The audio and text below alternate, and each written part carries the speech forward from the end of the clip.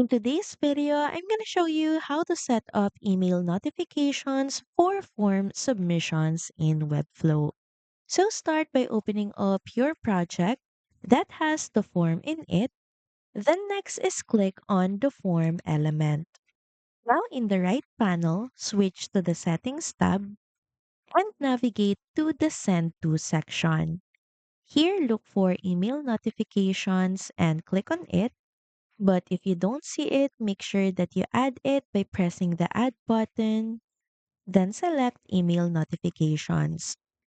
Now inside the email notifications window, start by adding the email address where you want to receive the submissions in the to section. You can include multiple emails if needed. You can also customize how the notifications will look like.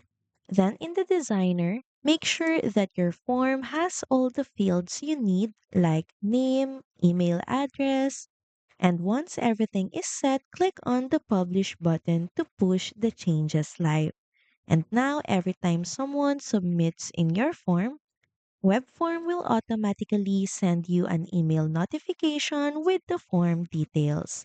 So that's pretty much it. Thank you very much for watching this video, and I'll see you again on the next one. Bye!